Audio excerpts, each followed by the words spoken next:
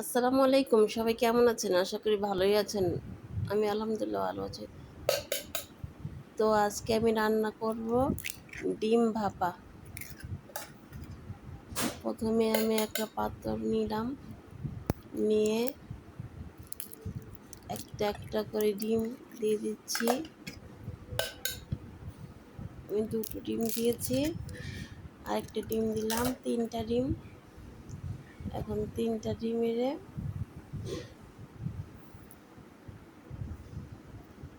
একটু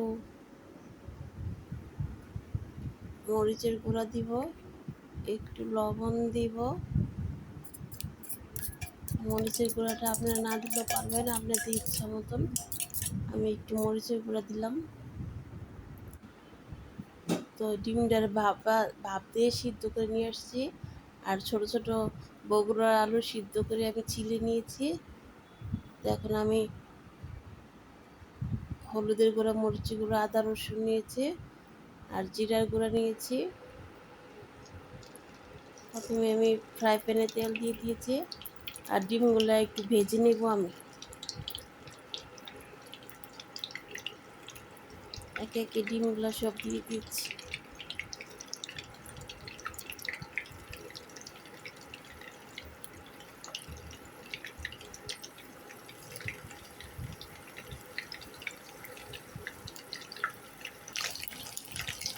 সবগুলো ডিম দেওয়া শেষ আমার, উল্টিয়ে দিয়েছি। এখন ডিমগুলো উঠে আমি আলুগুলো দিয়ে দিয়েছি।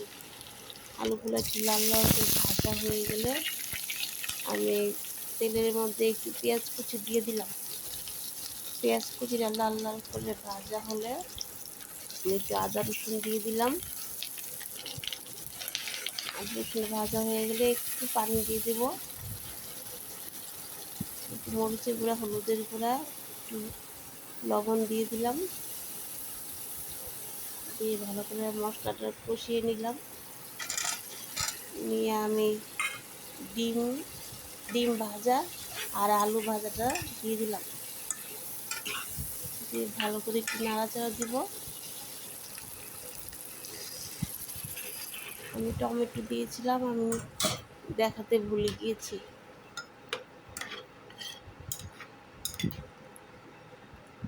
তো কষানো শেষ, আমি পানি দিয়ে দিলাম। যেহেতু সিদ্ধ করা, তো বেশি পানি দেওয়ার প্রয়োজন নেই। আমার ভাপাটা হয়ে গেছে। একটু জিরের গুঁড়া দিয়ে দিলাম।